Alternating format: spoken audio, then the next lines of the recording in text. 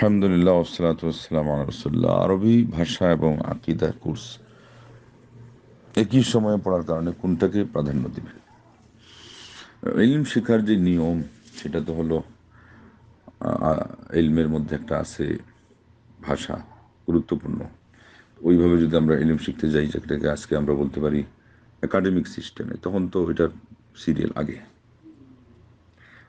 আর ওইদিকে আকীদা তো কম বেশি চর্চা হচ্ছে, কিছু হয়েছেও, এবং ওই কোর্সটা আগামীতে পাওয়া যাবে। সাধারণত এটা অ্যাভেলেবেল। ভাষাটা হয়তো এরকম না। এইভাবে যদি হয় তাহলে ভাষাটাকে আগে আয়ত্ত করার দরকার।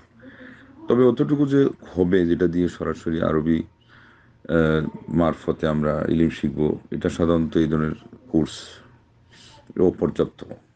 এই জন্যে এখন আকিদাটাকে প্রাধান্য দেওয়াও যায়। আর এটা যদি পরে চান্স থাকে তাহলে এটাকে পিছিয়ে দেওয়া গেল। বিশেষ যেটা আপেক্ষিক পরিস্থিতি অনুযায়ী যার যার একটা হলো যোগ্যতার ভিত্তিতে আমার কতটুকু আরবিতে দখল পাবো, যেটা দিয়ে আমি হয়তো আকিদা সহ আরও অনেক ইলিম, তাফসির, হাদিস এগুলো শেখা সহজ হবে, এবং আমি এটার জন্য আগ্রহী। আর আমার এখন পরিস্থিতি অতটুকুই, তাইলে আমি বলবো এটাকে প্রাধান্য দেন। আর যদি এখন থেকে শুরু হচ্ছে, তো এটা প্রাথমিক কিছু ধারণা হবে, এতে আপনার ইলিম শেখার যে হাতিয়ার হিসেবে নেওয়া, ওটাও হচ্ছে না। আর আকিদাকে পিছিয়ে দিয়ে ওটার থেকেও হয়তো মাহরুম হয়ে গেলে লস হয়ে যেতে পারে। কারণ অবস্থা বুঝে পরিস্থিতি অনুযায়ী সিদ্ধান্ত নেওয়াই যেতে পারে।